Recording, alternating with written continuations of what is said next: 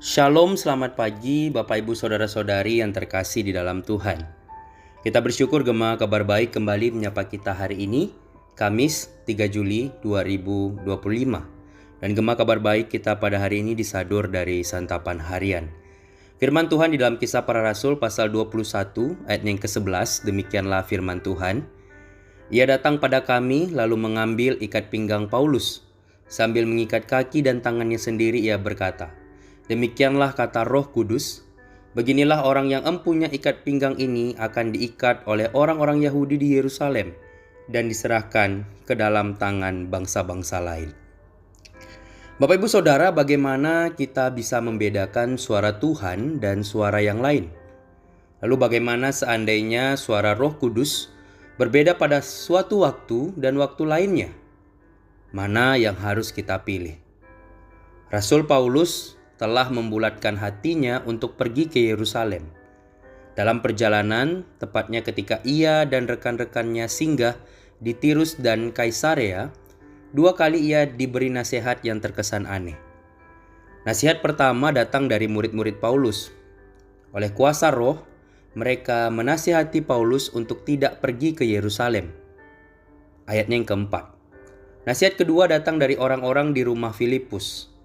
Atas perkataan Roh Kudus melalui Agabus bahwa Paulus akan diikat dan diserahkan, mereka meminta agar Paulus tidak pergi ke Yerusalem. Ayat 10-12. Kedua nasihat ini sama-sama berasal dari Roh Kudus. Lalu ketika Paulus tidak menuruti nasihat tersebut, apakah itu artinya dia tidak menaati Roh Kudus? Tentu saja tidak. Pasalnya, nasihat tersebut bukanlah perintah, melainkan pemberitahuan bahwa Rasul Paulus akan mengalami penderitaan yang besar, dan juga suatu bentuk perhatian dari murid-murid dan rekan-rekan yang mengasihi dia. Rasul Paulus dihadapkan dengan 2 pilihan yang tidak salah. Pasalnya, kedua pilihan itu berasal dari Roh Kudus. Pilihan yang satu adalah menghindari resiko, sedangkan pilihan yang satunya lagi adalah mengambil resiko tersebut. Akan tetapi tekad Paulus begitu kuat hingga dia rela mati demi pemberitaan Injil Tuhan Yesus. Oleh karena tekad inilah, Paulus mengambil pilihan kedua dan tetap ke Yerusalem. Kita bisa melihat bahwa Allah bukanlah pribadi yang otoriter.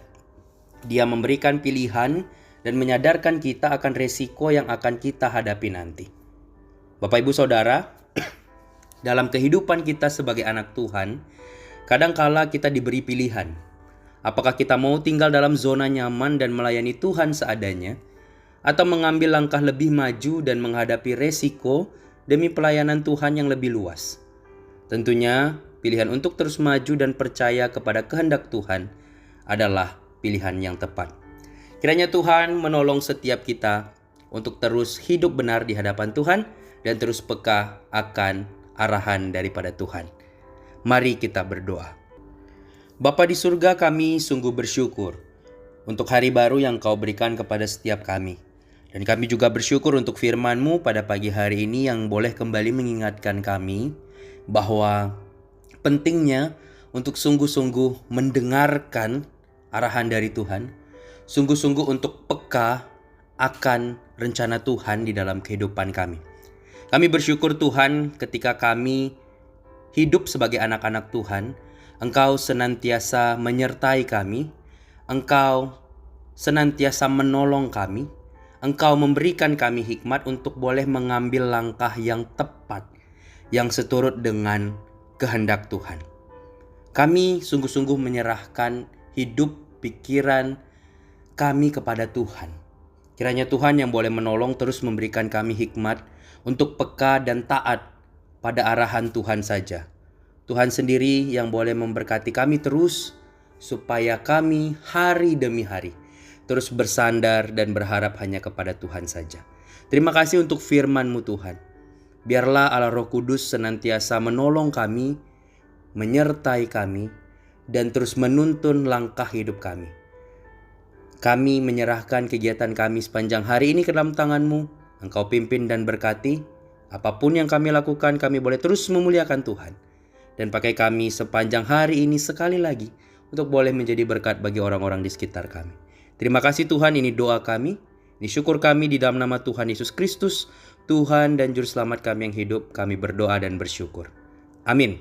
Selamat pagi Bapak Ibu Saudara semua. Selamat beraktivitas, tetap jaga kesehatan. Selamat menjadi berkat. Tuhan Yesus memberkati orang semua. Shalom.